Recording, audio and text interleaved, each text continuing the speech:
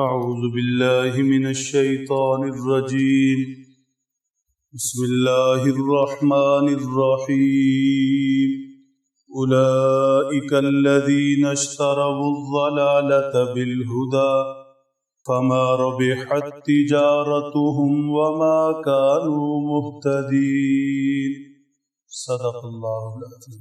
یہی وہ لوگ ہیں یعنی منافق جنہوں نے خریدا گمراہی کو ہدایت بیچ کر، پس نہیں نفع دیا انہیں ان کی تجارت نے اور نہ ہی وہ راستہ پانے والے ہیں۔ منافقین کے حالات ذکر ہو رہے ہیں۔ جب منافقین نے زبانی طور پر کلمہ ایمان پڑھ لیا اور دل میں اسے جگہ نہ دی تو گویا ہدایت دے کر گمراہی خرید لی۔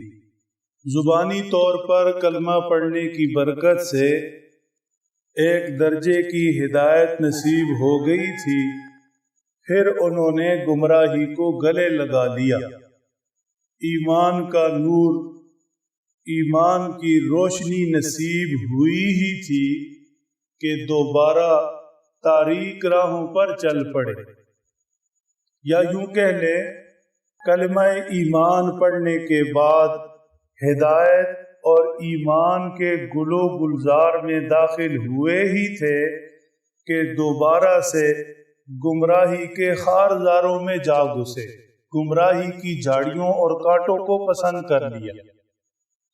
ایمان کے وسیع اور پرامن میدان میں قدم رکھا ہی تھا کہ دوبارہ سے گمراہی کی تاریک کوٹھڑی اور تنہائی کے اندر داخل ہو گئے۔ حضور انور صلی اللہ تعالی علیہ وسلم کی صحبت سے فائدہ اٹھا کر ہمیشہ ہمیشہ کی زندگی بنانی تھی، دنیا اور آخرت سنوارنی تھی، دوبارہ سے بربادی کو گلے لگا لیا۔ قرآن پاک کے الفاظ انتہائی معنی خیز اور سمجھنے کے اعتبار سے عام فام ہیں کہ ہدایت مول دے کر گمراہی خرید لی۔ بیچنے خریدنے کا چونکہ ہر ایک کا معاملہ ہوتا ہے، ہر ایک کو بیچنے خریدنے سے واسطہ پڑتا ہے، اس لیے اس اصطلاح میں سمجھنا آسان ہوتا ہے۔ عموماً جب ہم کوئی چیز بیچتے خریدتے ہیں تو اصول اور ضابطہ یہ ہے کہ اپنے پاس سے کچھ سرمایہ یا اپنے پاس سے کوئی چیز دے دیں اور بدلے کے اندر اچھی سے اچھی چیز لیں، بدلے کے اندر اچھی سے اچھی چیز لیں، اسے تجارت کہتے ہیں۔ خرید و فروخت کا بنیادی ضابطہ یہ ہے۔ یہ کیا انہوں نے تجارت کی کہ ہدایت کو ہمیشہ ہمیشہ کی کامیابی کو بیچا اور اس کے بدلے میں گمراہی اور ہمیشہ ہمیشہ کی ناکامی خرید لی۔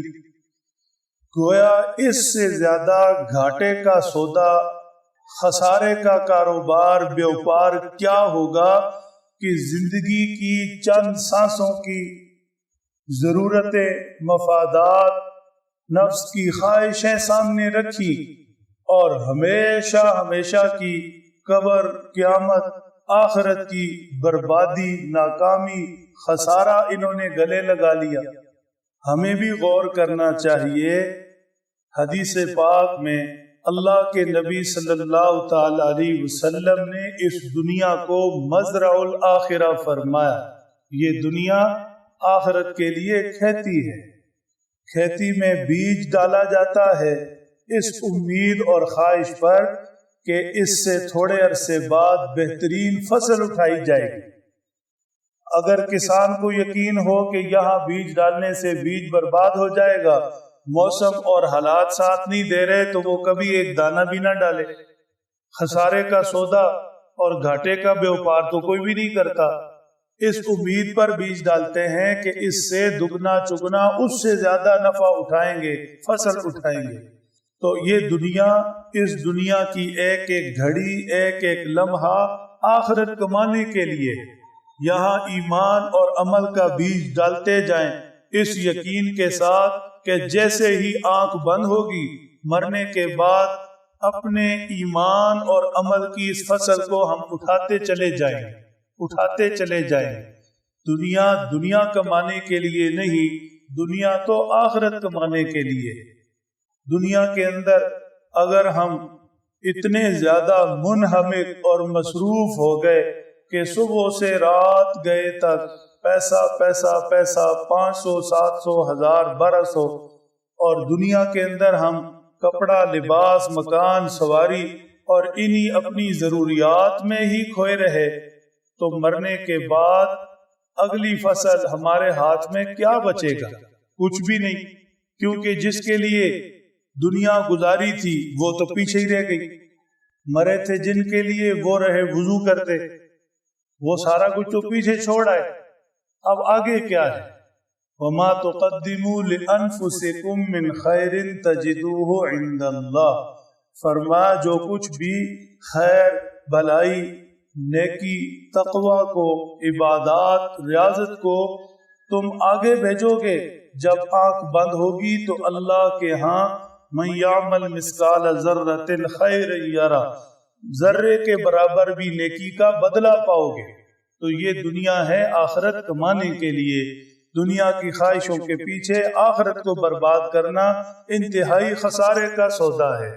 ہدایت دے کر گمراہی خرید لینا، ایمان کے نور اور روشنی سے نکل کر گمراہی، کفر، گناہوں کے اندھیرے میں چلے جانا انتہائی خسارے کا سودا ہے۔ اللہ سمجھ دیں، عمل کی توفیق بخشے۔